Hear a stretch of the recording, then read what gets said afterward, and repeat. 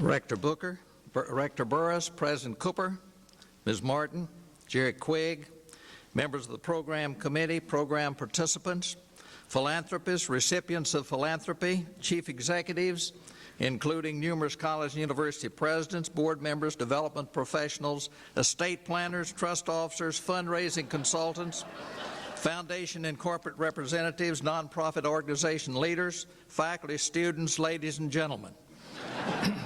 I am Bruce Heilman.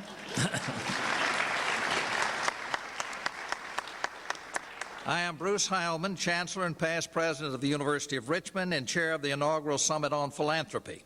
In this latter role, I am the Chief Presiding Officer for the 2 days. Thus, you may see more and hear more of me than you might wish. In a sense, my function parallels that of a conductor on a train.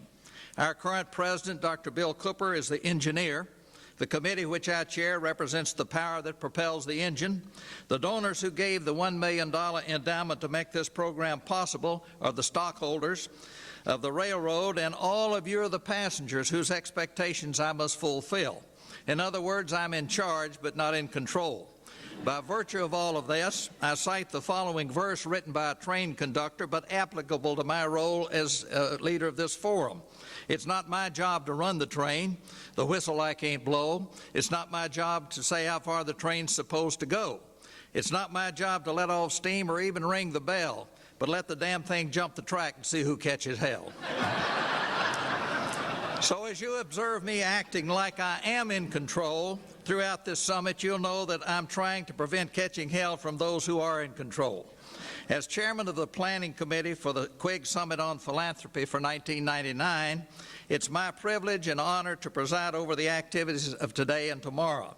Ours has been a very stimulating and fulfilling mission as we have invited and initiated an adventure based upon the goodwill of several donors who made possible an endowment to honor H. Gerald Quigg, Vice President for Development and University Relations at the University for almost 30 years.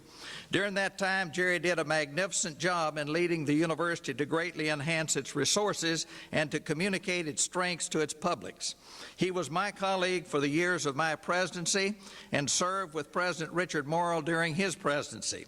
Jerry retired from that position a couple of years ago and is now engaged in his own business of fundraising consulting. We are here tonight because of the good work of Jerry Quigg and as a result of the goodwill of the donors who recognize that good work. I could not begin to tell you all of his accomplishments, but I can say that the resources of this university were approximately $40 million when he became involved and are above the $1 billion mark today.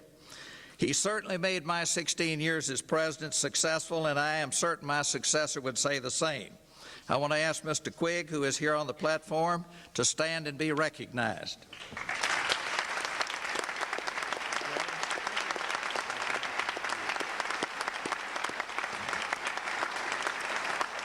As earlier indicated, I stand before you as a representative of a distinguished committee, which is the authority backing all that will transpire during these 2 days. I would like for each to stand and remain standing so that we may acknowledge their good work as I give us a short introduction of each. Louis Booker, attorney and longtime rector of this university. Dr. Charles Glassick, former college president and CEO of other organizations. Dr. Barbara Griffin, an associate dean and professor of English at the university. Mr. Wayne Meisel, president of the Bonner Foundation. Mr. H. Gerald Quigg, previously acknowledged. Dr. John W. Rosenblum, dean of the Jepson School of Leadership Studies at the university. And Mr. D. Chris Withers, Vice President for Development and University Relations at Richmond, who along with his staff has been the key to putting this program together. And Chris, in partnership with Jerry Quigg, has had a great part in lifting our university to the level of excellence it has attained. Let's applaud this group.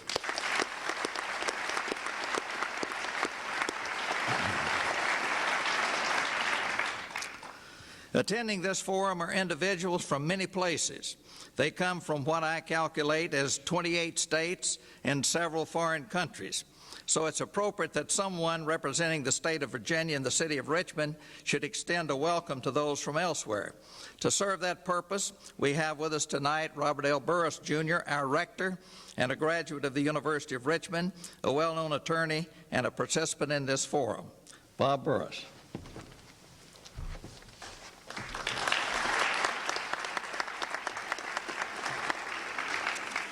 Thank you, Bruce, and thank each of you for attending this Summit on Philanthropy. As rector of this school, I welcome those from out of state to Virginia and to one of our fine educational institutions here and to your host, the University of Richmond. Today we are in the midst of a great debate about what the next century will bring to all of us. While many are concerned with the cynicism that abides, others see this as an era of great wealth accumulation which may lead, or should lead, to an era of philanthropy. The likelihood of this taking place will depend upon the substance of the ideas that you and people similarly situated develop. We're all conscious of the immediacy of the next century because of the date. It gives us a time to renew our commitments to service and to purpose. It should help us bring clarity to what we want for our organizations and to innovative ideas for them, be they for education, for the elderly, for health, for churches, synagogues, for environment, and any of the other great needs of our society. So I thank you for working to improve your community, for coming here today and tonight, and I welcome you to the university. Thank you.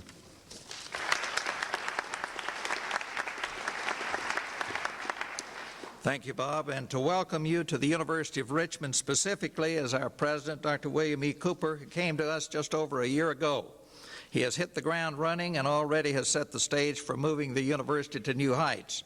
Building upon the years since the Robbins family laid a sound foundation of $50 million in 1969 and many millions more since, his aggressive leadership has already assured all of us that there will be no deceleration of the momentum which has been maintained since that family initiated the charge to the university to become one of the best. President Cooper.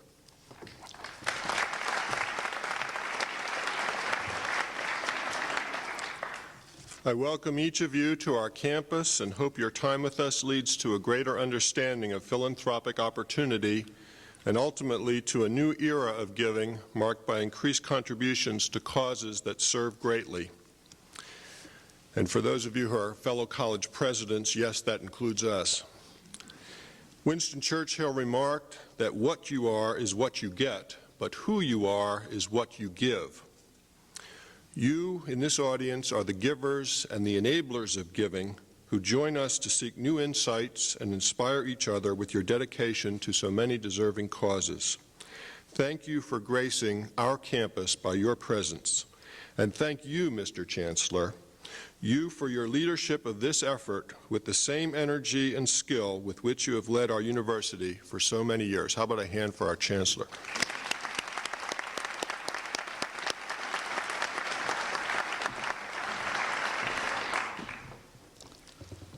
Having welcomed you to the state and city and now the university, we simply have to add to that a welcome to this summit, and who would be more appropriate to do that than Mr. Gerald Quigg, and he is on the platform and has been introduced. And Jerry, will you come forward and invite these folks to the summit?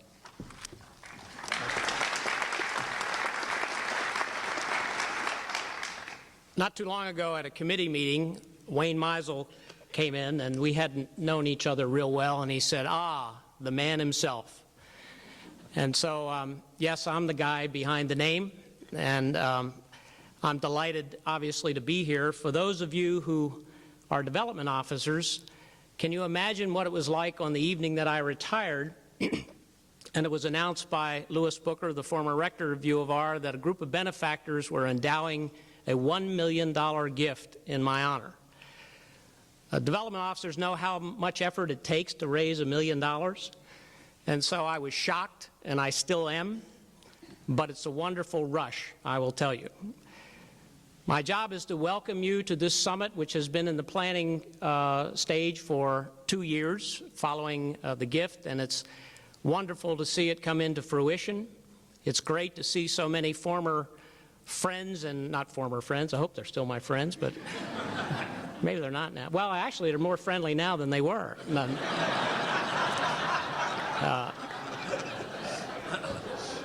It's nice to walk down Main Street and people don't avoid you.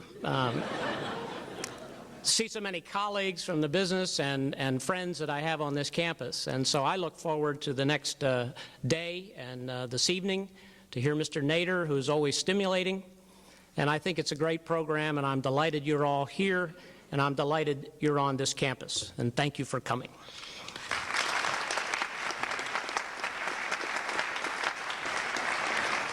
And before we move on to the program, I want to invite Dr. David Burhans, our university chaplain, to give the invocation. Dr. Burhans.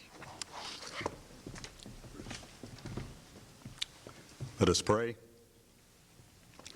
For the rhythm of the seasons, we give you thanks, O God, winter to springtime, summer to autumn. For the rhythm of our daily lives, we praise you.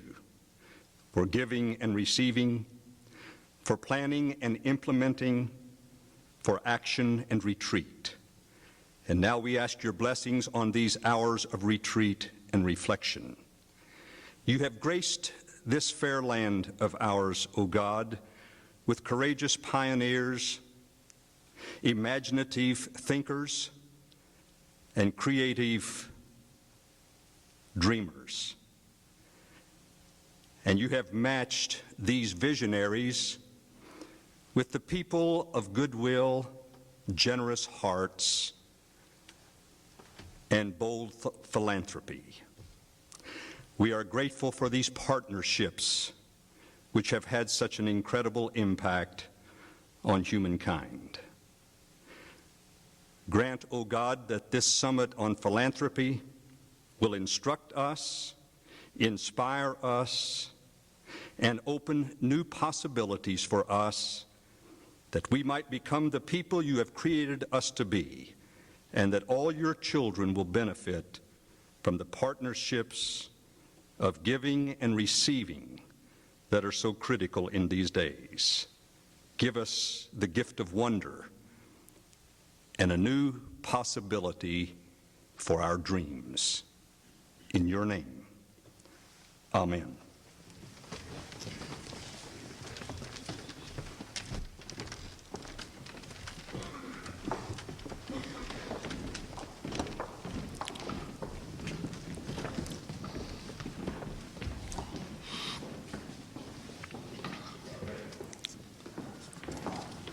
It has been said by someone that if we always do what we've always done, we'll always get what we always got.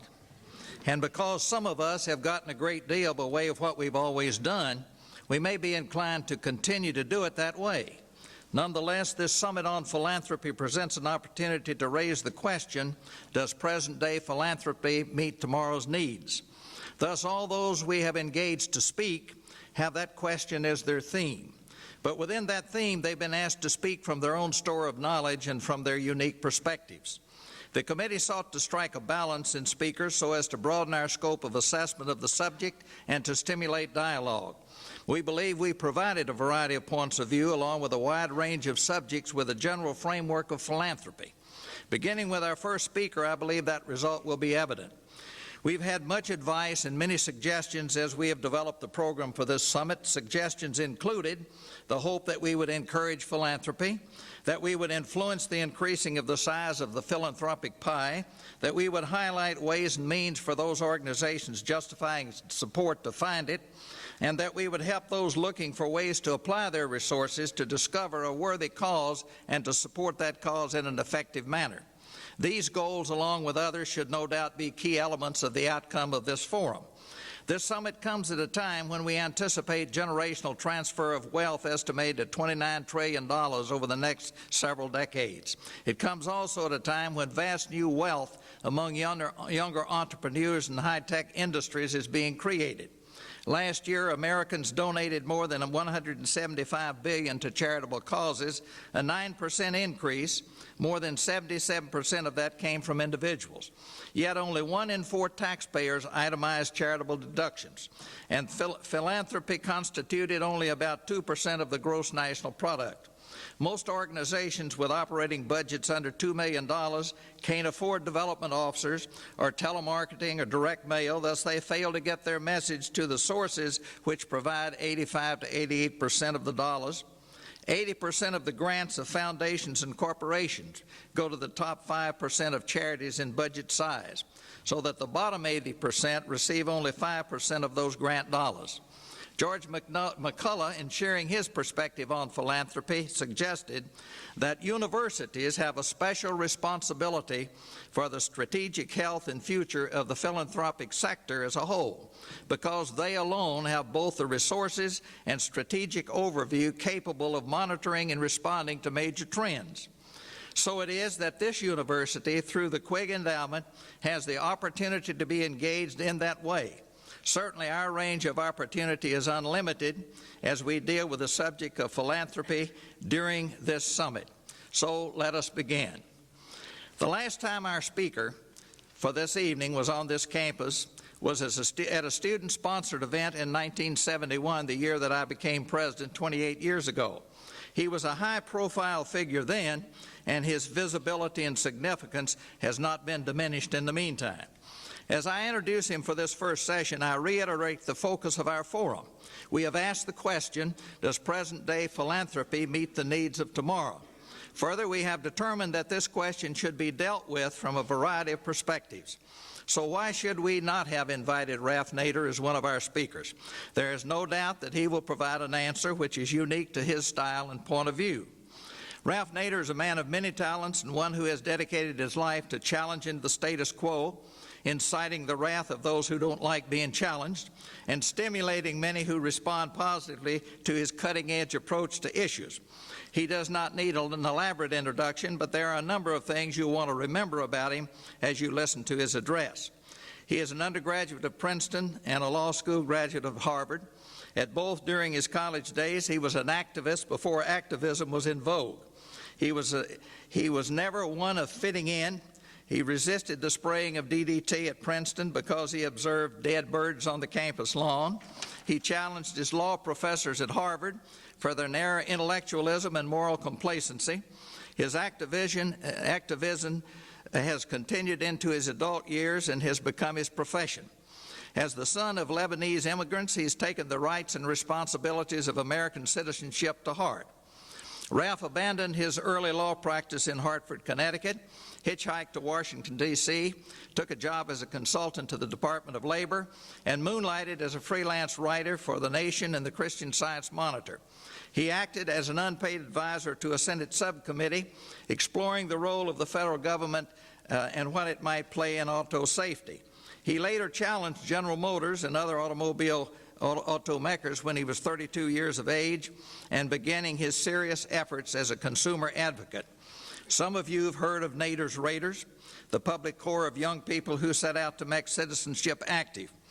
Unsafe at Any Speed was just a prelude to the many publications, activities, and engagements that would make up his hours, days, months, and years of consumer advocacy.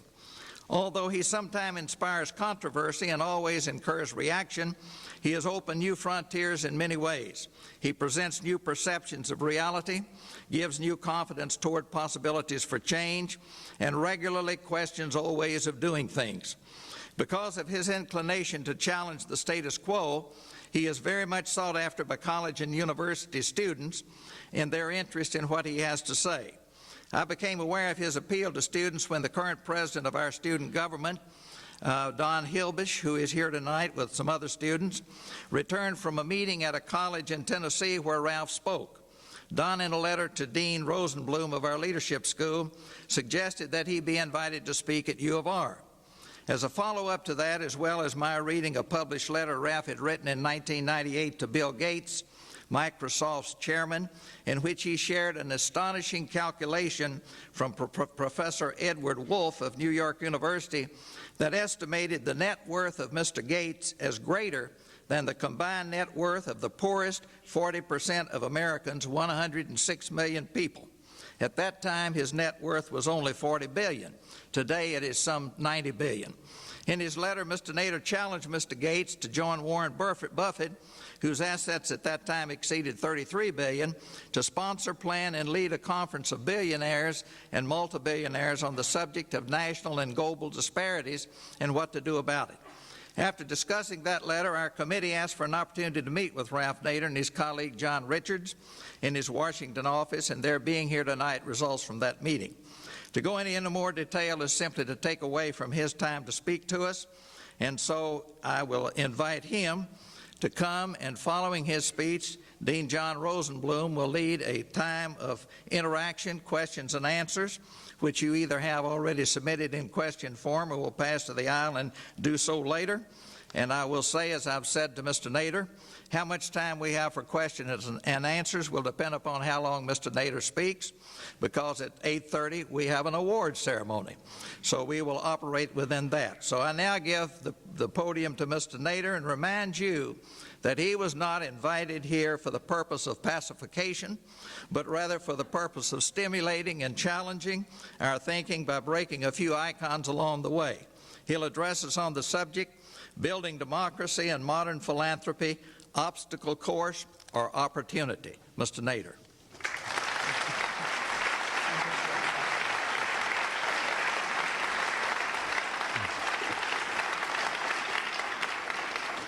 Thank you, Dr. Heilman. This was clearly one of the best introductions I've ever received. It was full of caveats, disclaimers, and a hidden source of humor that appeared to me almost instantly when he said, the question is, why should we not invite Ralph Nader to this philanthropy? And that I was going to answer that.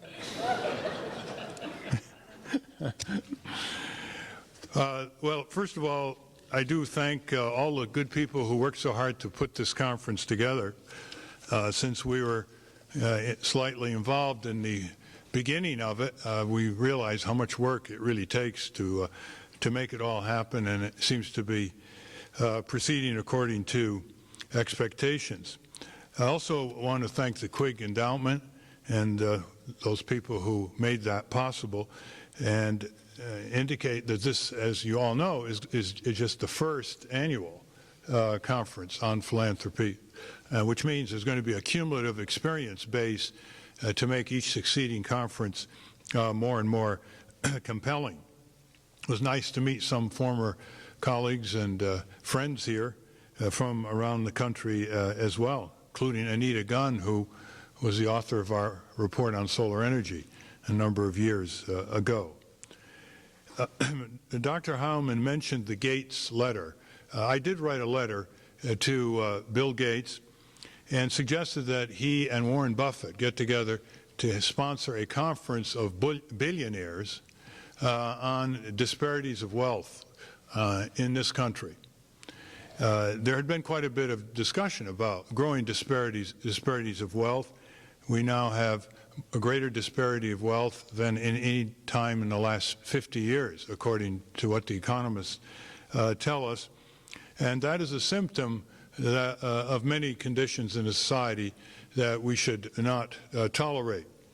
He did write back, unlike the seer from Omaha who through an assistant indicated that he would have no comment. He did write back indicating, that is Bill Gates, that he was going to devote, he and his wife would be devoting most of their fortune to philanthropy, but that disparities in wealth was a subject that he was not an expert on.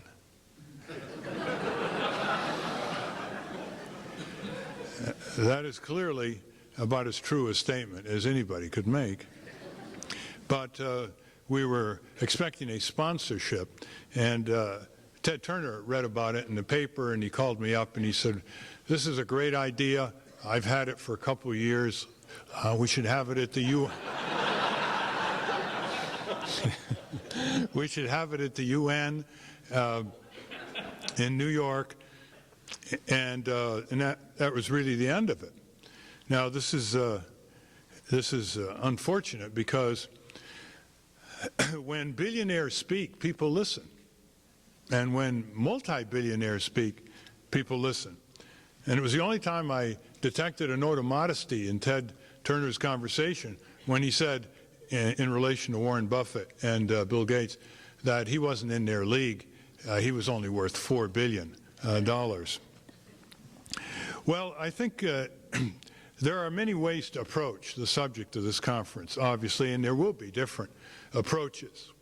And in approaching this topic, I like to start with what I think is the foundation of any foundation's activities, namely that it really needs to have a public philosophy underneath everything it does.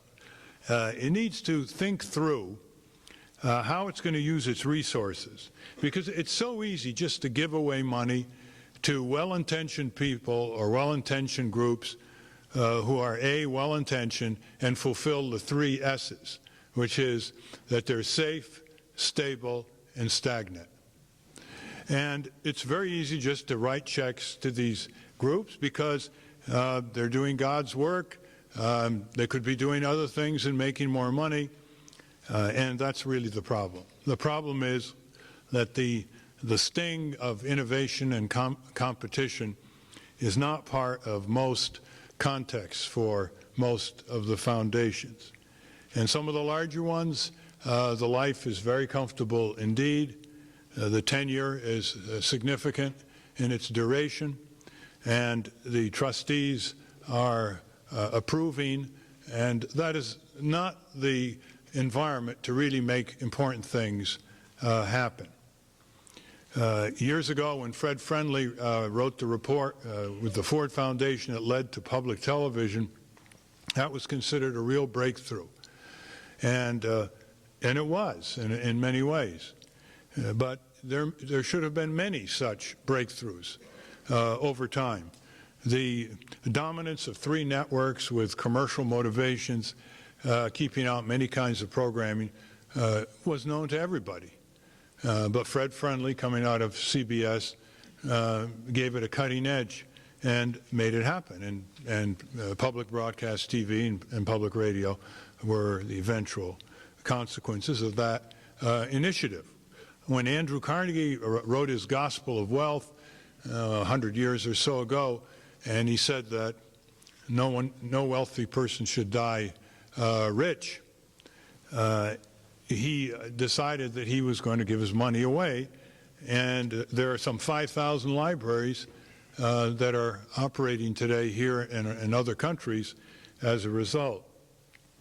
He didn't just say Carnegie was going to give them the money. He made them contribute something as part of a collaborative effort. For example, the land and other activities. So the building itself may well have been the contribution, but it wasn't the full measure. The community had to communicate. He was really remarkably sophisticated as a philanthropist. One might say there has yet to appear anyone that is his peer as a person of great wealth going into philanthropy. And he thought a great deal about it. And the reissuance of that book, Gospel of Wealth, is good reading today as it was almost 100 years ago. Now, a public philosophy can go in a number of directions. One is it can go into a purely charitable service direction. That is, it can look at the terrible poverty and illness and deprivation in our society and try to lend a lending hand, try to minister to the poor and to the deprived. Another approach, of course, to a public philosophy is to look at it as a mechanism of prevention. And we know in many ways that the ounce of prevention is worth the pound of cure.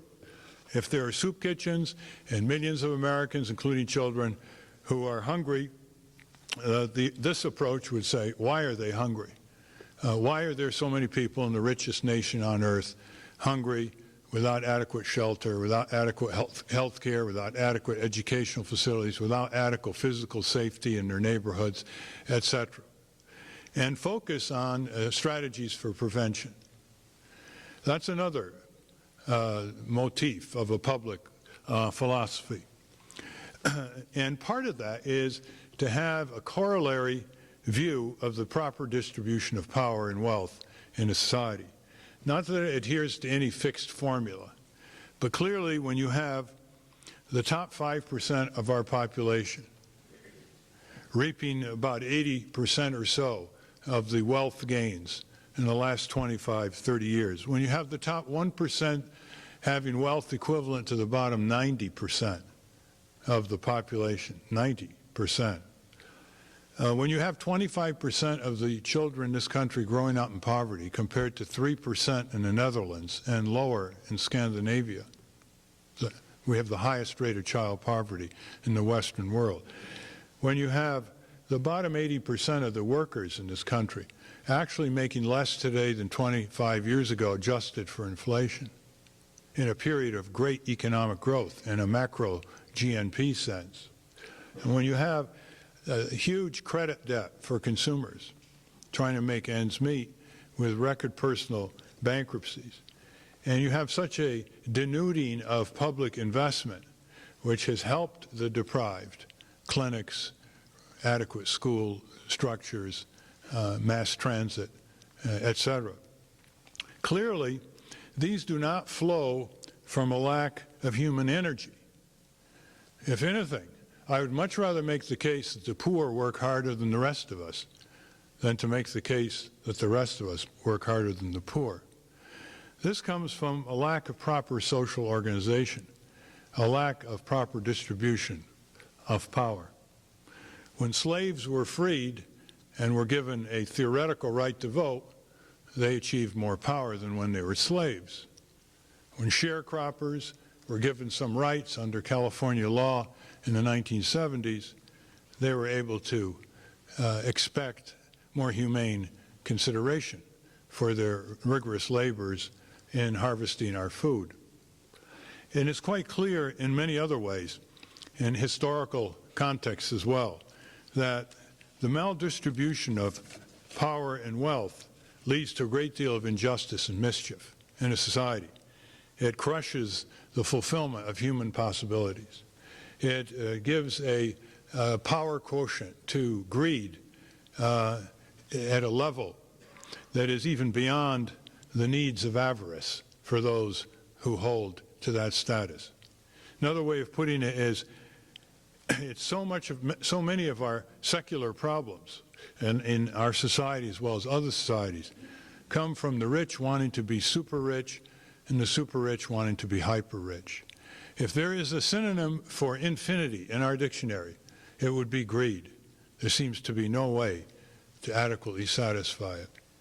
And in order to fulfill the demands of greed, oligopolies develop, democracies are damaged and diminished, and political power is concentrated along with economic power. Access to justice is limited for ordinary citizens. Electoral politics are corrupted by a flood of money. The media becomes more concentrated with fewer voices, however many channels there may be. And these voices reverberate to the drumbeat of an increasingly low-grade sensual commercialism, some of it beamed directly to children under 12. We also see the environment contaminated, a silent form of violence that, despite recent efforts to try to diminish, and with some success in some areas like carbon monoxide and lead and gasoline, still continues with more and more chemicals, more and more synergistic combinations to inflict this silent and often insidious violence on human beings, more seriously on children and infants, and on genetic inheritances. And we see also the imbalance of power between management and labor, greater than it has been for 50 years. 15% of our workers are unionized, mostly now in public employee systems. It's very difficult now to form any union in an industrial setting, what with these companies being able to just pick up and go to some third world country where, for very cheap labor plus modern equipment, they can maximize their profits and then ship back into this country. The imbalance between labor and management was in some way nourished by too much union corruption that was disclosed in the 50s and 60s. But there's a lot of corporate corruption, too. That doesn't seem to diminish the strength of the modern large corporation in any aggregate sense. But it also reflects the weakening of our labor laws in many, many ways that labor lawyers are fully cognizant of. And there's also an imbalance of power between the small taxpayer and the business corporate welfarists.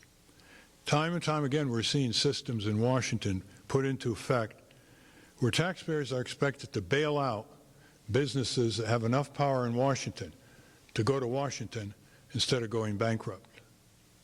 And this Uncle Sam is the ultimate guarantor is now supporting a bewildering number of government programs, and in its fulsomeness represents probably the single most intensive activity going on in Washington today, whether it's subsidies, guarantees, bailouts, giveaways, market controls that are preferential, etc. And even in our universities, there are many university presidents and faculty who are quietly complaining about excessive commercialism, compromising the independence and integrity of the academy. Some of this is self-inflicted. The demands of raising money are such. But much of it is not well thought through. Much of it does not reflect some of the great writings of Alfred North Whitehead and Hutchins and others, who looked at the university as one of the three major sources of knowledge in our country, along with government and business, and an institution that must remain at a reasonable level of arm's length with the other two centers of business and government, must maintain some degree of independence, must protect its faculty, its right to dissent individually, not just collectively, and must maintain its role as a creative, critical, functioning institution in our society. And so commercialism is really a theme of concentrated power that puts forth one value system. It's an important value system. It's highly motivating. But when it runs roughshod over other value systems, when it distorts other value systems or controls or depresses them, whether it's justice or health or safety or respect for future generations or clean government or independence of the professions, it can create an enormous amount of damage. And it's a kind of damage that isn't as visible if our expectation levels are as low as they are now as a society. I can't remember a time in American history when expectation levels are as low as they are now. We seem to be unable to look at our major problems and say, why can't we solve these problems? Well, true, we have far more problems than we deserve, but we have far more solutions than we apply. Far more human intelligence, far more science and technology, far more well-intentioned efforts that are on the shelf, waiting to be quickened. Our expectation levels are so low that if you look back at the reformers 100 years ago and what they were projecting in this country, the abolition of poverty, health care for everybody, great deal of leisure time for the arts and the crafts and for civic and community activities, and you look at what they thought would happen 50 years later, much less 100 years later, you begin to wonder why our expectation levels are not at least as high as theirs were. And they had nowhere near the tools, nowhere near the resources, nowhere near the discretionary capabilities that we have today. And given the different kinds of public philosophies that I think foundations should have and philanthropy should have, they do break down into categories, but they're often not recognized as such. There's the service category of grant making, charitable services. There's the incubation category. I would rather think that the Bonner Scholars and the Bonner Foundation is working on that intensively, giving young people who wouldn't have a chance at higher education and expecting them to devote 15 hours a week or so to volunteer services. The incubation function And the third, and the one I'd like to talk about more, is the advocacy function. The advocacy function is one that plainly contends with power. It doesn't shy away from it. It doesn't self-censor itself from it. It recognizes that in every society there is power. Some people have too much of it, some people have none of it, and some people have a modest amount. And it's not only people, it's institutions. Institutions in our country are government institutions and corporate institutions and trade unions, etc. So we have to bring them into the mix. As the vice president of Ford Motor Company and later president of the American Bar Association, William Gossett, wrote in 1959, the modern corporation is the most dominant institution in our society. And that's even truer today than it was then. Whether you're dealing with capital, labor, technology, influence over other institutions in American society, whether dealing with the unitary binding of the corporate institution around largely a single yardstick of maximization of sales and profits, which certainly develops a unified motivation to its efforts, whether you're talking about its effect on the future, its ability to transcend national jurisdictions, its ability to diffuse and shift responsibility for various deeds done. The corporation is extremely motivated, resilient, some would say dynamic, but overwhelmingly relentless pursuer of its own goals. So much so that some of them are beginning to separate children from their parents and to raise our children in a modicum of what some might call an extremely dangerous system of entertainment, communication, and product line. Advocacy is something that is on the lowest rung of philanthropic giving. It is on such a low rung, given its successes, that it should generate a great deal of introspection on the part of philanthropists, individual and institutional, in terms of foundation. And I want to give some specific examples for two reasons. One, I know of these examples because I have been involved in them or observed them directly.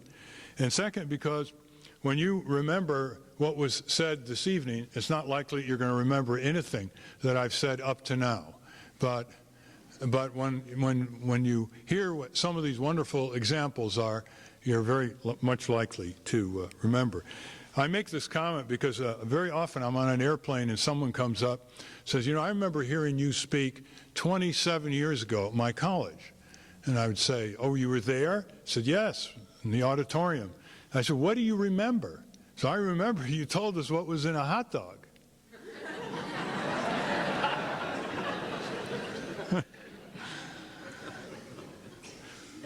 Now, in the advocacy area, there are some institutions we're long familiar with. The NAACP in civil rights advocacy, the American Civil Liberties Union in civil liberties advocacy, among the more controversial. But with the exception of a few people in this country, even though most people might disagree in one way or another with something that the ACLU or the NAACP did over the years, our country is really a lot better off as a result. That was advocacy that started early in the 20th century, and the people who started those two institutions, they too could have been too busy with today and tomorrow's details to step back and build an institution. But they did otherwise. They were very busy, they were beleaguered, they were overwhelmed, they had clients, they had bills to pay, but they stepped back in a premonition of what Jean Monnet, one of the architects of the European Common Market, once stated when he said, without people, nothing is possible. Without institutions, nothing is lasting. And they built lasting institutions. And let me start with a story that I think had a spectacularly successful culmination and is still going on. I was speaking at Oberlin College around 1970 in Ohio, and as I was walking out of the auditorium, I sensed the sound of a wheelchair following me. And it was a young sophomore whose name was Ralph Hotchkiss. And he had been rendered a paraplegic in a bicycle accident when he was in high school. And he was an engineering student at Oberlin. And he asked if he could come to Washington along with other students who, at that time, who came and spent the summer working with us. And I said, certainly. And he came. And then after he graduated, he started something called the Center for Concerned Engineering. But his passion was to break the global wheelchair monopoly then held by one company out of England, the Jennings Corporation, and to break the technological stagnation that resulted from that monopoly by redesigning and improving wheelchairs, which he has now done to a point where they can do almost anything except go upstairs. The flexibility, the durability, the cheapness of construction is quite extraordinary, and all his patents are immediately in the public domain. Well, he became an advisor to the Veterans Administration. Then he moved to Oakland, California, where he started a center to teach people in the third world, and he noted there were at least 20 million people who needed wheelchairs at that time and didn't have them. Teach them how to build their own wheelchairs with local materials for a fraction of the commercial market price, and build them in a better way.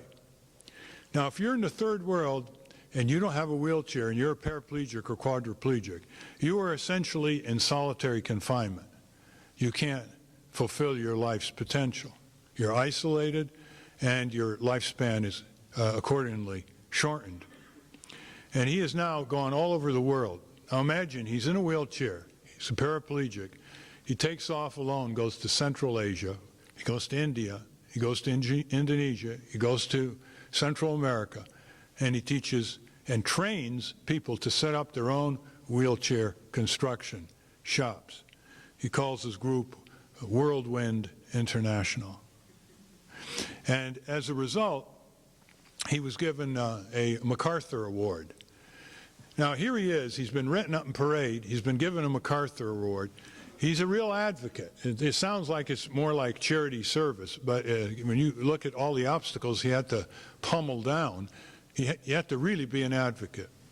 He is now still looking for adequate foundation funds for what is essentially less than a $500,000 budget. Tens of thousands of wheelchairs have been built in the third world and in this country because of his efforts. But more than that, a sense of accomplishment, a sense of freedom, a sense of purposefulness that can't be translated in terms of numbers on behalf of many of these people and their families. Now, I have seen a Ford Foundation grant or a Carnegie Foundation grant or a Rockefeller Foundation grant of many to some think tank or to some scholar to produce the nth redundant report on some project and subject that has been studied to the dickens, that is greater than his annual budget, again and again and again. And when I ask these foundations, could you please put in some sort of library or some sort of internet website all of these studies so we can see what was produced at the end of the grant, and maybe we can benefit from them actually. And there's still no effort among foundations to pool their tens of thousands of reports that they have commissioned so we can at least get some broader benefit from them, if indeed that is possible. The second example I'd like to give, it comes out of our class at Princeton. And this was a 35th mini reunion at Princeton for the class of 55. We met in Washington, D.C. about 10 years ago this spring. And there were about 60, 70 members of the class there. The subject was, what's going on in Washington. And they were kind enough to invite me to speak after other alumni that were there. Alumni were there, Senator Sarbanes, Senator Bradley, and others. And at the time I said, well, who wants to tell them again what's going on in Washington, as if anybody really knows what's going on in Washington with any precision.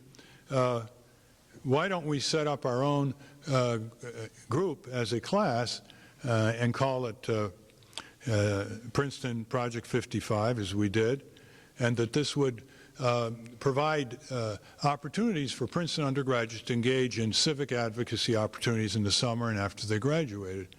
And the classmates responded beyond what I even offered, and within a very short period of time, the Center for Civic Involvement was established right across from the university on Nassau Street in Princeton. A staff was hired. We quickly got together about $160,000 a year budget from some members of the class.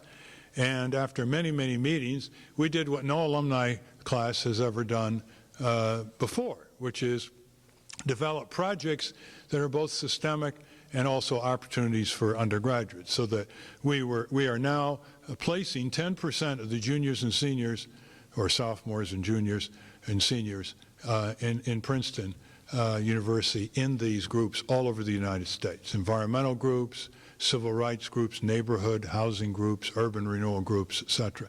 The cardinal standard is systemic. We want to try to get them thinking systemically in terms of preventing problems rather than thinking in terms of palliative approaches. Chet Safian, who's here, Chet, you here? Yeah, Chet Safian has now, as a member of my class, has now developed, with actually 3 small foundation grants, an outreach program. He is now in the process of going to one college after another and meetings such as this in order to try to convey both the prospect and the excitement of other college alumni people doing the same thing. You know, we discovered that the alumni class was a grossly underutilized human resource. I know at Princeton, I don't know about your college, but we were invited back with great regalias, and we ate and drank a lot, and we were patted on the back by the administration and asked to give more money and given little toys to make noises with and things to put on our heads. And it occurred to us after a while, why aren't they asking for our intelligence? And lo and behold, the alumni class, which is one of the few groups we'll ever belong to where we knew each other when we were 17 or 18, and we have so many different talents in the class now, the alumni class looms as a great new resource in colleges and universities all over the country. Now, there have been 2 conferences on this in the past, sponsored by Princeton Project 55, and the requisite foundations were in attendance, and they just went wild over the idea. They were so excited that they repaired back to their offices in New York and Chicago and proceeded in succeeding years not to give a dime to the effort. Once again showing that if something has great prospect of pioneering and succeeding, it has the worst prospect of getting any grants from foundations. By the way, Chet will be at 7:30 to 9 and 12:45 to 2 at the Eskandarian room at the Jepson Alumni Center. If you want, I know there are many colleges here, if you want to share some views and find out what he's trying to do with the outreach program of Princeton Project 55. We have a global TB project. We have mentoring. We have a placement project, public interest placement for the undergraduates. We have an experiential education project. We have a character education project, etc. And it's just very exciting to get reacquainted with our classmates in a functional way, looking forward instead of wallowing in nostalgia about the good old days in the undergraduate years of the conformist 1950s. A third project deals with our law school class. This is at Harvard Law School. Most of them, as you might expect, are corporate lawyers. And we got together in a similar way as we did with the undergraduate class. And we knew we couldn't agree on much. And so we stepped back and we said, look, we can agree on one thing. There's not too much justice in this country. And we all agreed on that. And we said, why don't we set up centers in state after state for systemic advancement of justice. Centers for Law and Justice. And we agreed. We started a Appleseed Foundation, and its only job is to help fund and seed and get together people in the states, many of them lawyers, to fulfill their potential as lawyers, as they have fulfilled their potential as attorneys for clients, and to advance justice in a systemic way. And there are now, in just 5 years, there are now 15 states with Appleseed Centers for Law and Justice underway. And this is just one class being a catalyst with activities in the states, many of them latent for years, but coming up quite promisingly. And a whole variety of activities. All the legal tools are those they use: litigation, administrative, agency petition making, working with community groups, showing that Appleseed people get their calls returned on behalf of some very valiant people trying to improve the inner city, dealing with meat packers engaged in illegal activities, the school system in Florida, etc. Anyway, that, again, is a possibility. And you look at all the graduate schools, there is no public interest architectural group in the United States. There is no public interest engineering group in the United States. There is no accounting, public interest accounting group. And all these professions know that they can't simply fulfill their professional missions by servicing their clients. That's just part of it. They have an independent professional life of their own to fulfill the canons of ethics that etch important public interest purposes that their skills are uniquely prepared to further. And so, again, these graduate alumni groups can do a similar type of initiative, similar to what the law school class is doing at the present time. Another model, which we found quite interesting and you know a great deal about, is the alternative funds model. This came from a group of people a number of years ago who were upset with the limited number of grantees under the United Way list. They thought it was too conformist, it was too establishment. There are a lot of good charitable educational groups that weren't on the list and weren't getting anything. So under the Creative Philanthropy Center in Washington, Bob Bothwell, they began to have this checkoff at the place of employment. And at the present time, it's really quite impressive. The alternative funds movement projects $310 million in workplace employee contributions in 1997, which is an increase of 72 million, or 30% since 1991. United Way is over 10 times larger than the alternative funds movement. But in a sense, a lot of good groups and cities that weren't getting United Way money are now able to get United Way, are able to get alternative funds money, as it's called. Now, that struggled for a while. They couldn't get much foundation help for that. They got enough to start their group of creative philanthropy, but responsible philanthropy, excuse me. And it's just another example, and something we have to really hone in on, which is, why is it that time and time again, ideas like this, which actually have been shown to work and have great leverage, still cannot get adequate foundation? I think that says more about the major and middle-sized foundations than it does about these groups' efforts.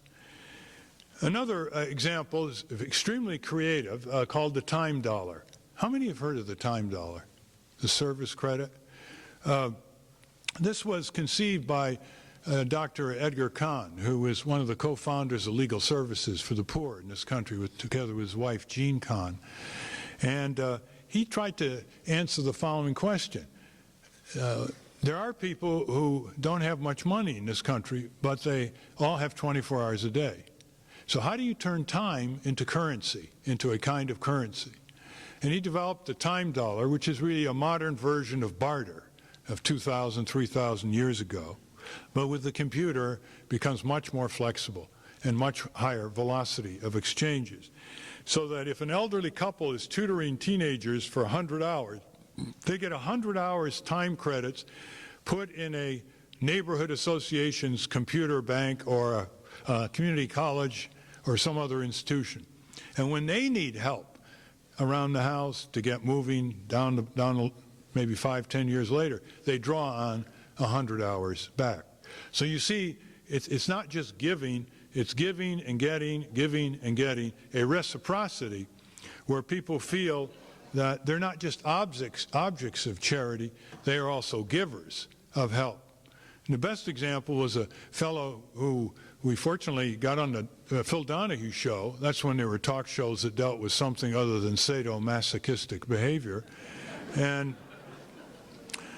he was a librarian, and he was suffering from the results of a stroke, which debilitated him physically but not mentally.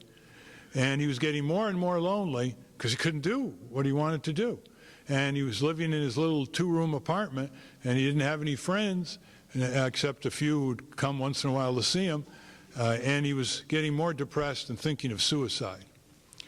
And there was a time dollar program in the community that started as a result of Edgar Kahn's work. He not only thought the idea, he'd actually gone down hands-on in one community after another to implement it. And lo and behold, people in the neighborhood wanted to start a library, and they needed advice. So he gave them hundreds of hours of advice on how to start a library, and he was like reborn. He was optimistic. A whole new circle of friends and neighbors he felt needed in his own specialty. And he could draw on 100 or 500 hours later on. That wasn't the most important thing in his mind. The most important thing was that he was bound together with a group of people whose interests and traits he found congenial in his own community or neighborhood. Now, there are now time dollar programs in over 150 communities. These are slices of cities, usually, like El Paso, Miami, etc. And again, although he's gotten 1 or 2 foundation grants, he's still scratching, trying to find foundation grant support to expand this, and he now can incorporate it into the whole welfare changes, and it's extremely creative. It's almost as creative and fungible as actual currency in the way he's designed. He has a software program, he has a book out on it, he's been written up in Newsweek, he's been on television, still can hardly get any foundation support. I just think of the potential of the hundreds of millions of hours that can be converted in that kind of community, neighborhood binding, mutual support effort. Another illustration is one that deals more in the consumer area. And the question is, how do we provide facilities for consumers in one sector of our economy after another to band together in their own groups with their own consumer advocates, whether it deals with electric, telephone, gas, and water, utilities, or banks, or insurance companies, or cable television companies, or what have you, energy, so forth, healthcare. And what we've come up with is an idea that elaborates on the concept of rights under a democracy. Rights are not enough under a democracy, even if they're connected to remedies. Facilities are very important. Someone can say to you, you have the right to vote in Richmond? Sure, okay, but the nearest voting precinct is Norfolk, and there's no public transportation. Good luck. Facilities are extremely important. Universities understand that. They collect the tuition before the first day of class. Hotels understand that. They collect your payment before you even see your room. And the U.S. IRS understands that in terms of withholding. They don't wait until April 15th. Facilities are very, very important. And the idea here is that you take an insert like this, and by law, by state law, you operate in the following basis of reciprocity. If these utilities and these other companies are going to be facilitated with one form of subsidy after another, or if it's a proper regulatory function, that an insert is placed in the bank statement, insurance policy bill, or in the bill of the electric, telephone, gas company. And it's at no expense to the company, there's no extra postage, and this is printed by the state-chartered private consumer group. And what it does, it invites people, when they open their bill or their bank statement, or they get their cable bill, to join, to read about why they should be encouraged to join, if they wish, their own consumer group, and elect their council directors, state by state level, and have their own full-time advocates. And here's a little coupon like this. Now, this actually comes from Illinois. This was established in Illinois in the early 80s. 200,000 people belong. There is somebody to represent the residential ratepayer in matters now in telephone, electric, and gas matters. And in just one private negotiation between the experts of this group and the representatives of Commonwealth Edison refunded $1.3 billion in 1993 for overcharging Northern Illinois families due to excessive capacity in their nuclear plants, which they should have charged their investors rather than their customers. Now, this is something that deals straight out with advocacy, with consumer education, with redressing that terrible imbalance of power between corporations and often their friendly government agencies and the unorganized consumer. These are called Cubs. And then finally, there is the example, some of you know, of public interest research groups, or PIRGs. And this started with our efforts in 1970 in Oregon, then spread to Minnesota, and then it's now in about 18, 20 states. This is where students look at their situation on campus, and they say, well, we may have some very good courses on campus. They don't train us to be skilled citizens. They train us to be accountants, marketing specialists, physicists, engineers, writers, historians, whatever. But they don't train us to be skilled citizens. Therefore, we want to have the right to vote a checkoff on our tuition bill, a student vote, subject to the approval of the President and the Board of Trustees, which will, if the vote prevails, add a $5 or $6 tuition add-on per year, which goes into a nonprofit 501c3 public interest research group controlled by student-elected board of directors from various colleges, and they will hire their own full-time staff. And the students who lost the election and who don't want to pay can just decline to pay. So it protects majority rights and minority rights in a way far more than an ordinary democratic election would, where winner takes all. These groups now are 20, 25 years in their experience, have trained tens of thousands of undergraduates in all kinds of environmental, consumer, government reform, poverty diminishment type work. And they've done it with some extracurricular activities, some of it with credit, such as monitoring the legislature in Albany and getting course credit in political science from the SUNY Binghamton political science department. Again, to try to raise foundation money from this, extremely difficult. It fulfills almost every criteria for an exemplary activity by students.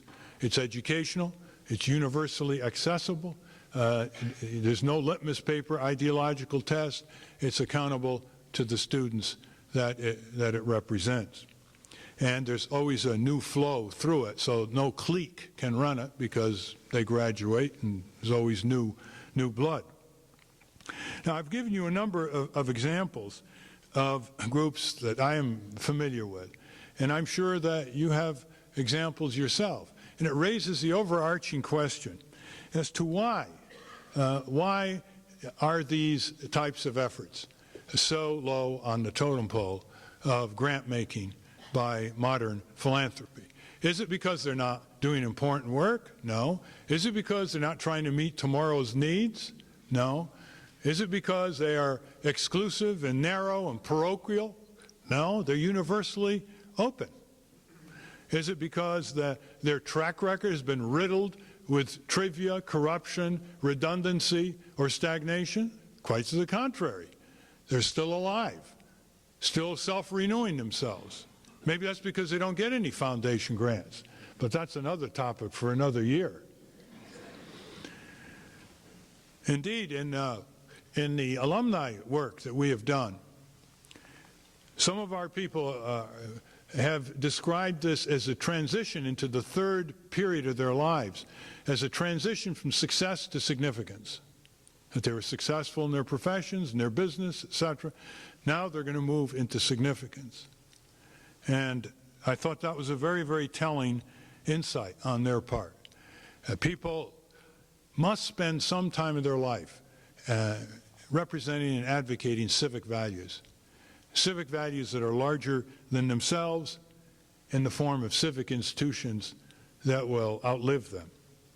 And I think that is beginning to be a greater and greater appeal to more and more people who know that with modern health care and longevity, people are going to be living into their 80s and 90s and maybe further in a very functioning manner.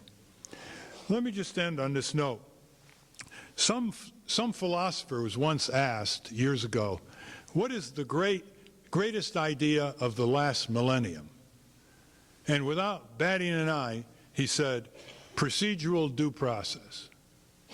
And indeed, that is another category for philanthropy. If they don't want to get involved in, quote, controversial subjects, they should get involved in procedural due process, where these are the rules of fair play. These are the rules of electoral system fair play. These are the rules of stockholder system fair play. These are the rules of trade union fair play. These are the rules of access to our courts fair play. Procedural due process, universally able to be used by anybody to further the qualitative potential of a democratic society. And secondly, banding together is not exactly controversial either. It may deal with cable companies and oil companies and auto companies and insurance companies, etc. But developing a facility like this where anybody can join, they all have equal rights, they have participation, that shouldn't be controversial. But somehow, all of these efforts are deemed to be challenges to power, which they are, and therefore not congenial to the comfortable life of the large or middle-sized foundation economy. Well, let it be said that a society that has more justice is a society that needs less charity. And let it be said in a larger arc of our presumed understanding of human motivations that the pursuit of happiness, which is declared in our Declaration of Independence, involves a hefty dose of the pursuit of justice. And on some reflection, the pursuit of justice itself is a substantial element of the pursuit of happiness. And that point can be very visibly clarified by looking overseas where there are dictatorships and where there's no pursuit of justice permitted and not much pursuit of happiness either. I thank you for this invitation to candor. Why else would I be invited? And I hope that if any of you view anyone else of high potential or creativity who is walking around in his or her life with invisible chains and self-censoring themselves, that you'll lift these invisible chains to the level of visibility and strike them forevermore. Thank you.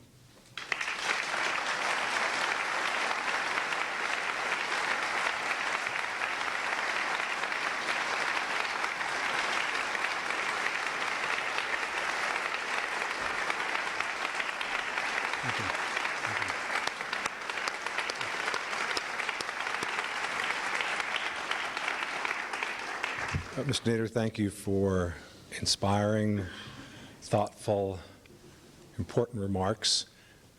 The good news is that you had an audience that was intently listening. The challenge for the two of us was they didn't take time to write any questions out. So I think I will start with a few that came to my mind as I was sitting in the front row and encourage others either to write them out or, if you're so inspired, the acoustics in this room are of quality, you might just stand up and speak them in a moment, depending on how you feel. You went through, Mr. Nader, an important list of innovative small-scale initiatives that made a difference. You also pointed out that there really wasn't a role model, at least that you had shared with us, of a major or middle-sized foundation that was committed to sustaining those. On reflection, after Carnegie, is there a role model that you would suggest at least we study, encourage, take as an inspiring, positive step toward the vision you have for philanthropy? Yes, because all those examples I gave did get some support from a very small handful of foundations. And the one that over the years was most prominent in its creativity was the Stern Fund that was run for many years by Philip Stern. That was a Louisiana, a New Orleans family that whose wealth came in part from the growth of the Sears Roebuck company. And with relatively small grants of $25,000, $50,000, this fund over a period of 25 years seeded more creative activity that then grew than 6 of the large foundations ever did together. So there are a few. We find the Veach Foundation has that kind of attitude. There are a number of other small foundations, but they're overwhelmed with requests by numerous advocacy groups, of which there are thousands, all legitimate 501c3s, and they just can't begin but tap the surface here. We hope that Vartan Gregorian, the new head of Carnegie, will do what he has said he's going to do. He's going to try to shake up the foundation world in a very constructive way, point to different sets of priorities, and be flexible so that every grant that comes in isn't squared up against certain 3 or 4 guidelines, and if they're not within the 3 or 4 guidelines, it's dismissed. He wants to have a certain part of the budget be flexible in order to meet the new idea that commends itself and is not within a particular guideline. And we've all gotten these letters, you know, thank you very much for your proposal. It sounds very interesting, but it's not within our guidelines. I found a recent article by Pablo Eisenberg, who was longtime head of Center for Community Change in Washington, from Foundation News and Commentary, July, August 1999. How can we improve grantee-grantor relations? Here are a few suggestions. This is after a lifetime of experience with foundations, and you may want to take that off your internet and read it. It's very useful.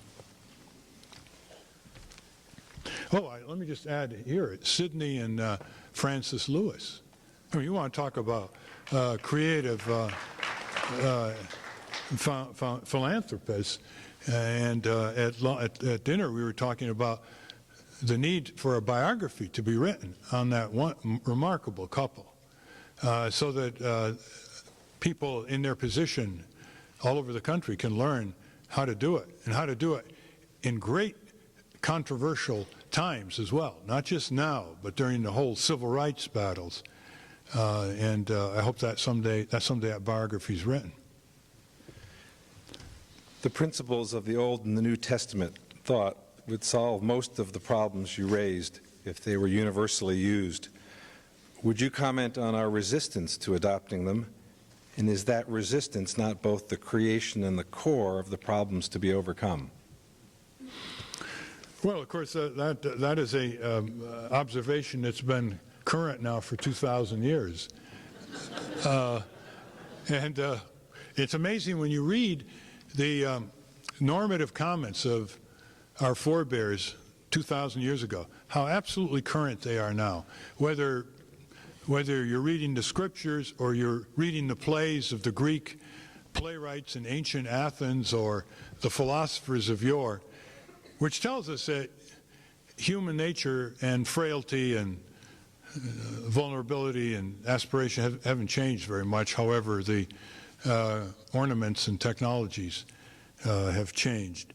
And the one thing that struck me recently, I had occasion to look at how the major religions dealt with the issue of the merchant mentality.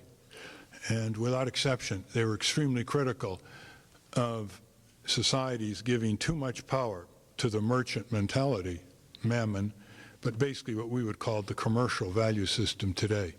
Too much power and therefore damaging other humanitarian or human rights or justice values. That may be considered a unique, fortuitous combination of revealed truth, but it might be just regular experience 2,000 years ago. There are a number of questions that have to do with the beginning of your remarks about the super rich, the hyper rich. Let me share 3 with you, and then you can pick and choose how you'd like to respond. The first says, should the super wealthy, the billionaires, be required to contribute a percentage of their net worth for the common good, much like foundations are required to give away 5%?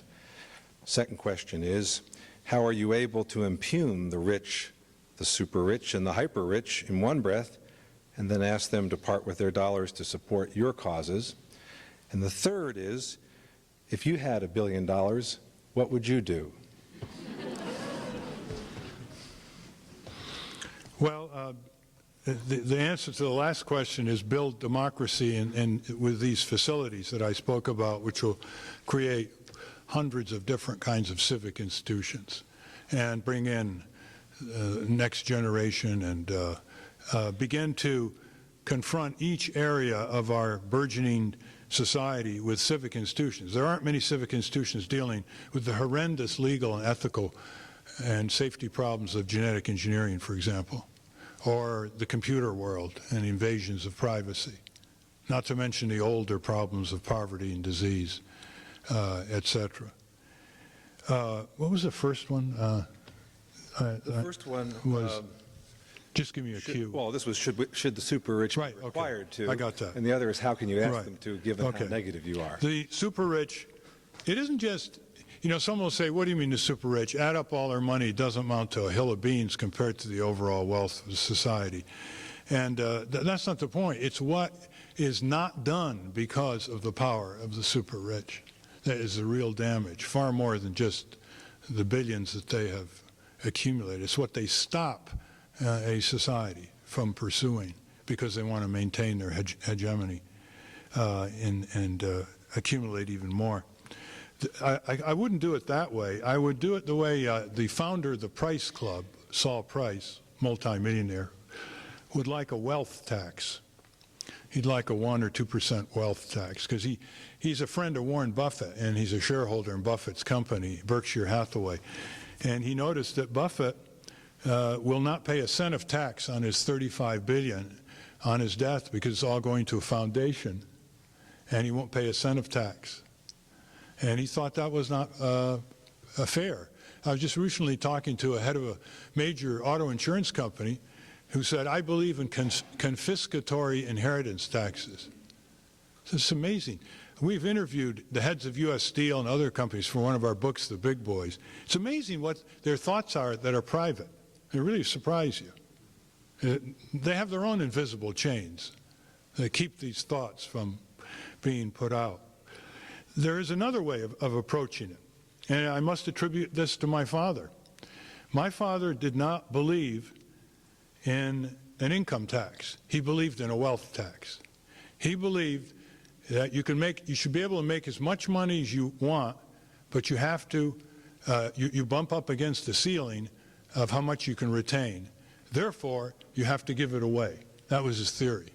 And to point it out once, he took me for a ride around our little town in Connecticut, 10,000 people in Litchfield Hills. And he just took me for a ride when I was around 10 years old. And he said, see that hospital? That was started in 1900, the first hospital in the county, by a $20,000 contribution by a local resident. He said, then we drove down, see that Beardsley Library? That was started in 1910 by a $10,000 contribution by Mrs. Beardsley. And you see the high school that you went to? That was started by the owner of the Gilbert Clock company. Now, he wasn't saying that there was no need for public investment here, public libraries, public hospitals. What he was saying is that the impulse to accumulate is contrary to the impulse to give. And if you can't accumulate above a certain level, you might look around and see what you can give your money to. I don't think we'd be able to really require, as a practical matter, a certain percentage, though, to be given away. And then how can we impugn all this wealth and still ask for it? It's done all the time.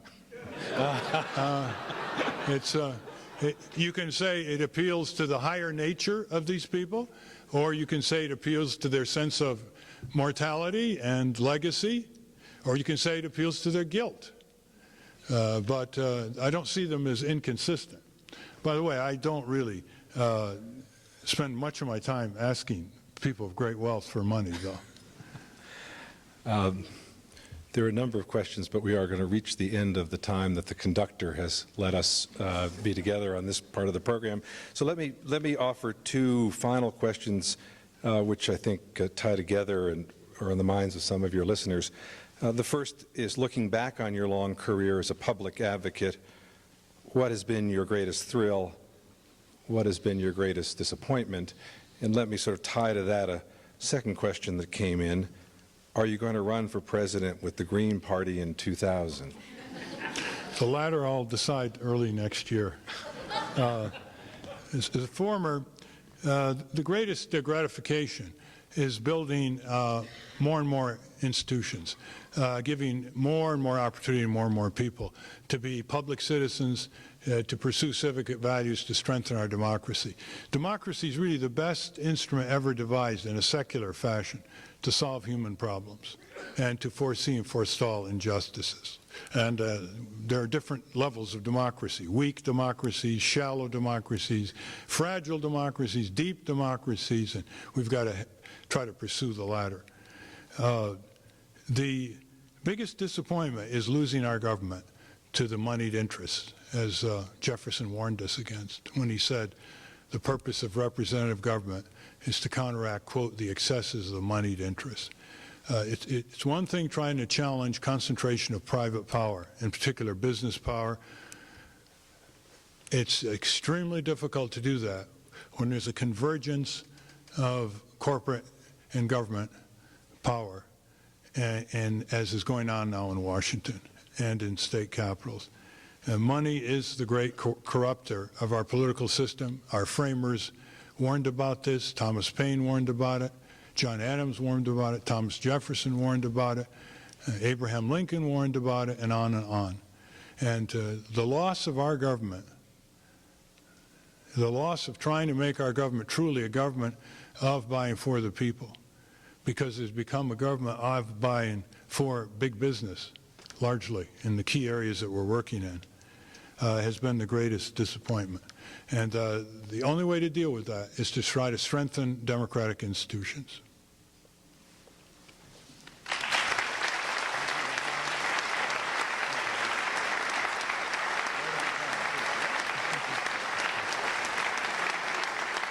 I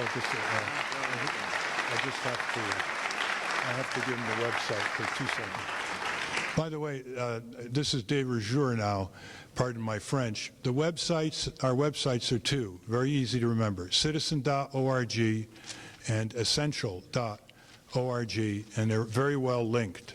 Citizen.org, especially for campaign finance, and essential.org, which John Richard, my colleague here, has established. Thank you.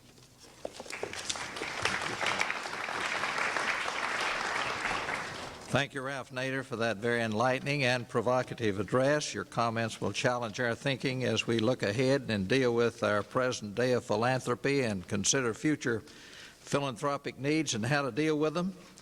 A table containing a variety of materials will be in the outer lobby, and you can see some of Mr. Nader's books and publications and decide what you would like to have. And a little later, after our award ceremony, you'll be able to see him and chat with him as well. John Rosenblum is going to give you a little bit of a review of what's going to transpire tomorrow while I step back behind the curtain and come back out in about 1.5 minutes for our award ceremony. My good friend. Thank you, Bruce. It's just somebody has to talk while he gets dressed. Let me just call your attention. Tomorrow, the program begins with a continental breakfast at 7:30 in the Jeff Jepson Alumni Center, where many of you had dinner this evening. There will be roundtable discussions for practitioners, 5, chance to have breakfast and catch up with current friends and old adversaries and think a little bit about the profession. The first session of the plenary sessions begins here in this room at 9:15. Dr. Richard Morrill will preside, and Mrs. Corella Bonner will be the principal speaker. There'll be a brief award ceremony after that one, and the second session of the day tomorrow begins again in this room at 10:45.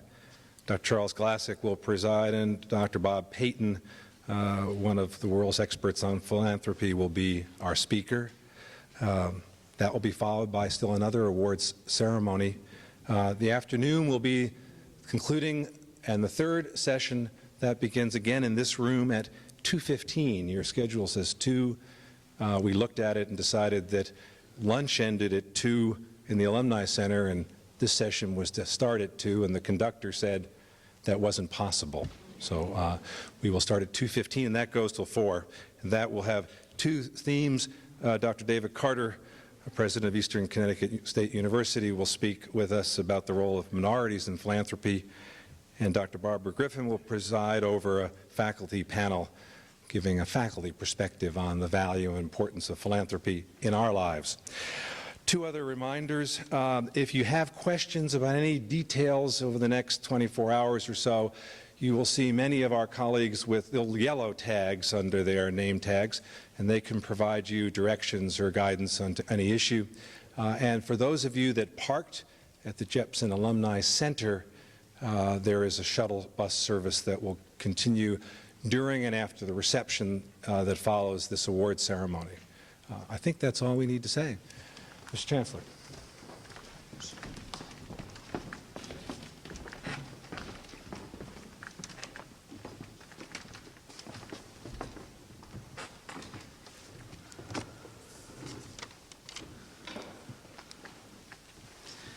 Without philanthropists, there would be no summit on philanthropy.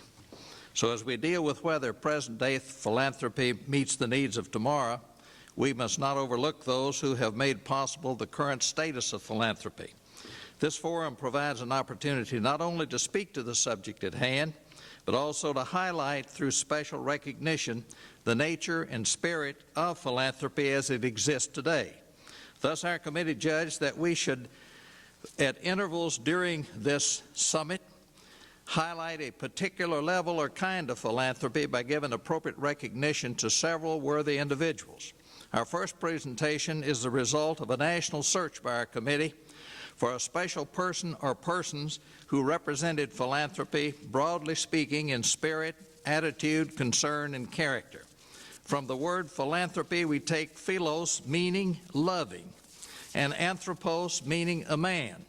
And we get love toward mankind, or benevolence toward the whole family of man. So as we looked for the kind of commitment, we were surprised to discover that, like the outcome in the story Acres of Diamonds, we found what we sought literally in our own backyard, right across the street from the university. We unearthed the acre of diamonds which we had sought nationwide. As a result, tonight, for the first time in the history of the University of Richmond, we are awarding through our president the honorary degree Doctor of Philanthropy. While our recognition involves both of those who have been escorted to the platform, I will introduce them separately.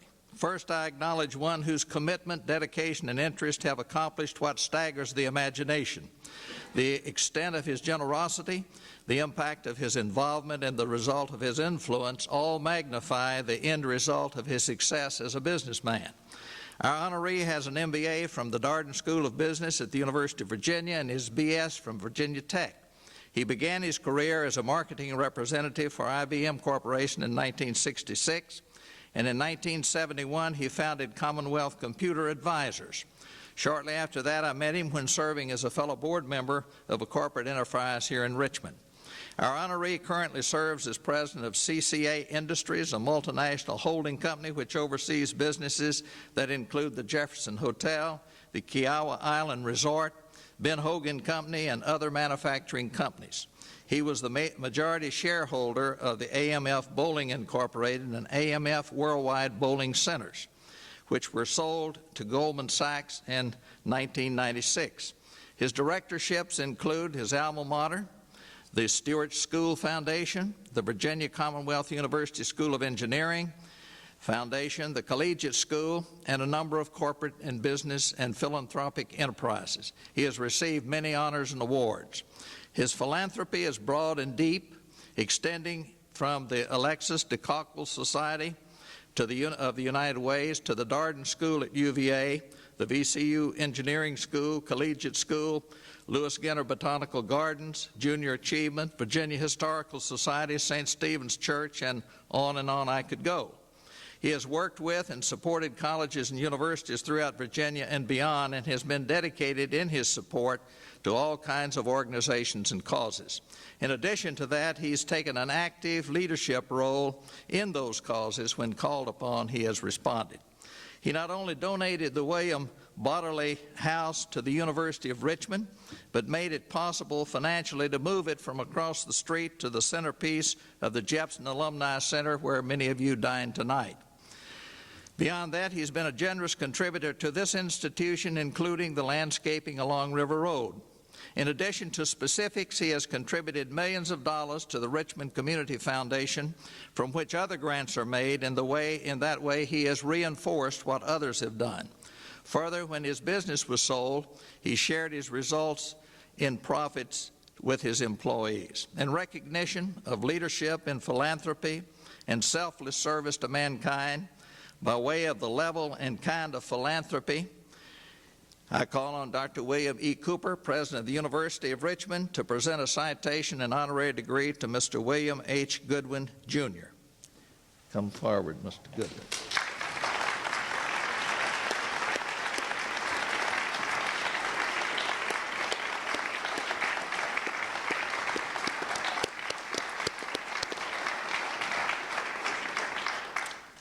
Chancellor Heilman, invited guests, I have the distinct pleasure to honor someone whose name is associated with philanthropy to the University of Richmond, the City of Richmond, the Commonwealth of Virginia, and the nation.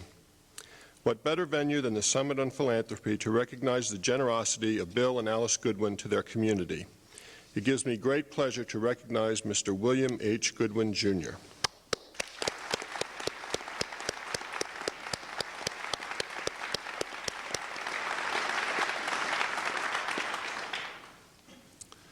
Ladies and gentlemen, I have the honor of presenting William Hunter Goodwin, Jr. for the first ever presented honorary degree of Doctor of Philanthropy. Enlightened businessman, tireless civic leader, generous philanthropist, benefactor to the University of Richmond by the donation of the Bottomley House, which is now the centerpiece of the Jepson Alumni Center. As an accomplished businessman, he was until recently the major shareholder of AMF Bowling and AMF Worldwide Bowling Centers. When his company was sold, he was unusually generous by distributing bonuses to his employees based on their number of years of service. An active member of numerous corporate and community boards, he has served his community and the University of Richmond well.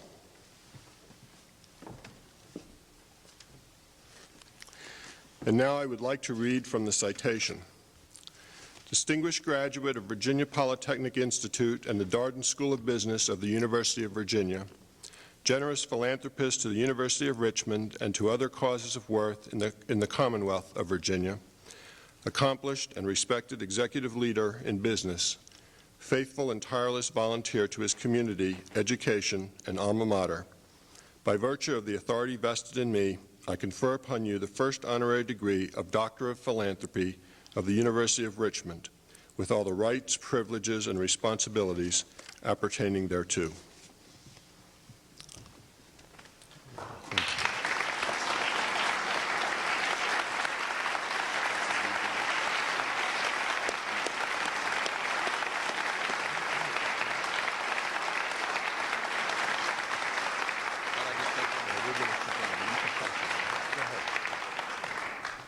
First of all, I'm overwhelmed, and I really know you've been here long, and I have about a 30-minute speech, but I will try to hold it very short. I really am quite honored, and I really am taken back.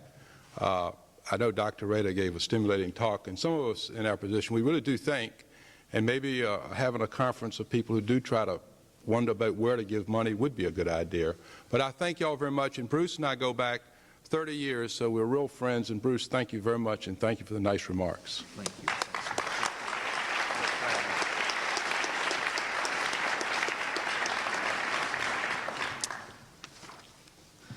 When Bill was approached about receiving this recognition, he reminded me that his philanthropy was not his alone, but that his wife Alice is involved in all that's been done. His comment reinforced in my mind our commitment at this forum to recognize and highlight the role of women in philanthropy. How could we in this context fail to recognize the fact that philanthropy is seldom one partner acting alone? So I now turn my focus to Alice Goodwin. Everything I have said about Bill Goodwin should now be considered as positively affected, if not brought about, by Alice. So I won't repeat all the details that Bill has indicated to me that in addition to raising their 5 children, his wife Alice has participated in all the decisions of his business and philanthropy. I quote him from the Virginia Business Magazine of some time ago. "If I am generous, it's my wife and myself. It's a family thing." Their partnership extends to memberships at St. Stephen's Church. Each serves on a variety of boards and are involved in a host of activities, including their alma maters. In the spirit of their partnership, the Goodwins are co-chairing, along with another couple, the current capital campaign for the Robert E. Lee Boy Scouts of America, entitled A Campaign for Family Values. All of these things are only a part of their many civic, club, and community functions. Somehow, Alice finds time for her interest in skiing and tennis. Alice was born in Norfolk, Virginia, attended Mary Baldwin College, and received her B.S. degree in medical technology from the Medical College of Virginia. Bill and Alice have been married for 33 years and have parented Hunter, Molly, Matthew, Camp, and Peter. Hunter and Molly are here tonight to honor their parents, along with Hunter's friend Holly Hunter and Molly's husband, Robert Hardy. In recognition of leadership in philanthropy and selfless service to mankind, by way of the level and kind of philanthropy exhibited by you, I now ask President Cooper to escort you to the podium in order to bestow upon you the honorary degree Doctor of Philanthropy, along with the appropriate citation.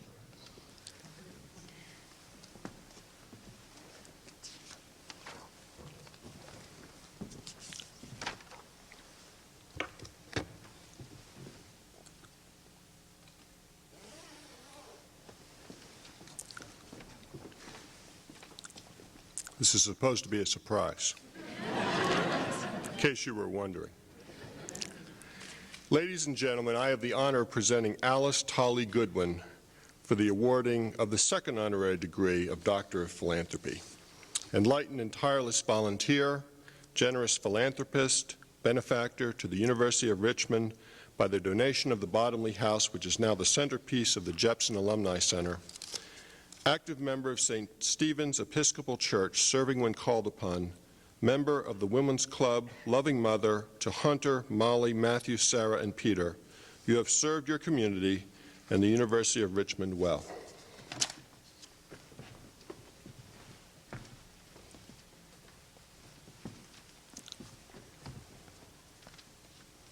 The citation I have to present to you reads, Distinguished Graduate of Virginia Commonwealth University and the Medical College of Virginia, generous philanthropist to the University of Richmond and to worthy causes in the Commonwealth of Virginia, devoted wife and mother, faithful and tireless volunteer in her church and community.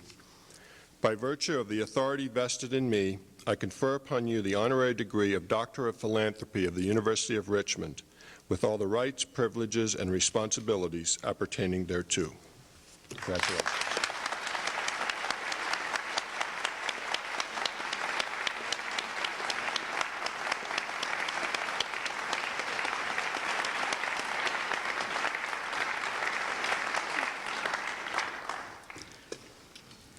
We at the university are happy to claim both of you as alumni as well as neighbors, and look forward to your visiting the alumni house, which was once your own, very often. Our program for the evening concludes with a reception following, which affords opportunity to interact with each other as well as our speaker. And we look forward to seeing you at 7:30 in the morning for a continental breakfast for the roundtable discussions for practitioners. And we want you to have a good evening after we've introduced the friends and family of the Goodwins. Would you please stand and let us recognize you?